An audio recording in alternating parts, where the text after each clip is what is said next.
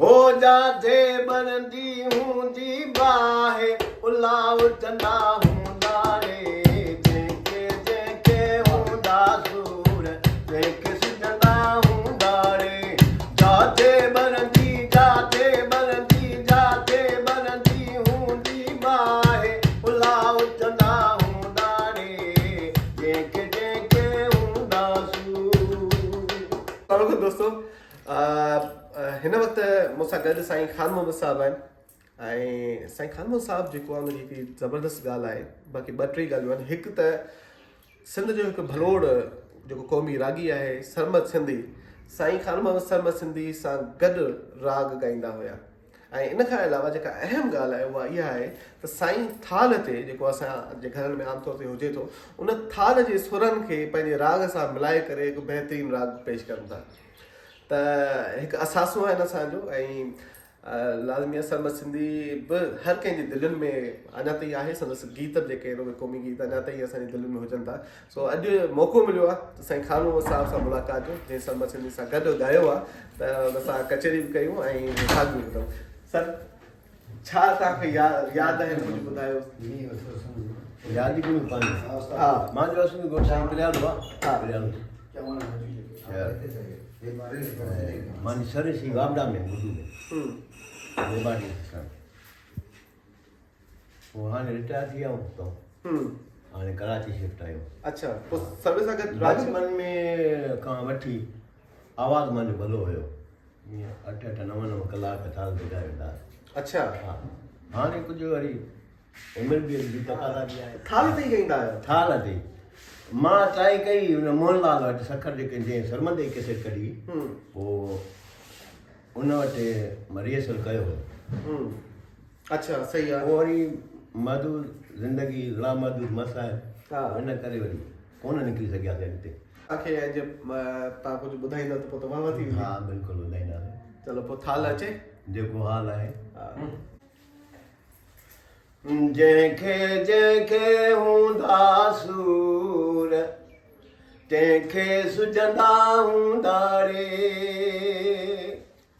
हो जाते बनंदी हूंदी बाहे उलाव चंदा हूंदा रे जंहिंखे जंहिंखे हूंदा सूर तंहिंखे सुजंदा हूंदा रे जाते बनंदी हूंदी बाहे उलाव चंदा हूंदा रे जंहिंखे जंहिंखे हूंदा सूर। दुनिया तुंहिंजा पीर मीर तोड़े मुंहुं जा यार फ़क़ीर जेकी खंडू खाइनि खीर तोड़े चोला लीलोली चोरी चोरी से भी ज़रूर अल्लाह चोरी चोरी से भी ज़रूर चोरी चोरी से भी ज़रूर रोंदा रहंदा हूंदा रे जाते बनंदी हूंदी बाहे उलाव चंदा हूंदा रे जंहिंखे जंहिंखे हूंदा सूर। हो ज़ाले लहंदी आहे ज़ीर सवण चढ़ंदो आहे दरिया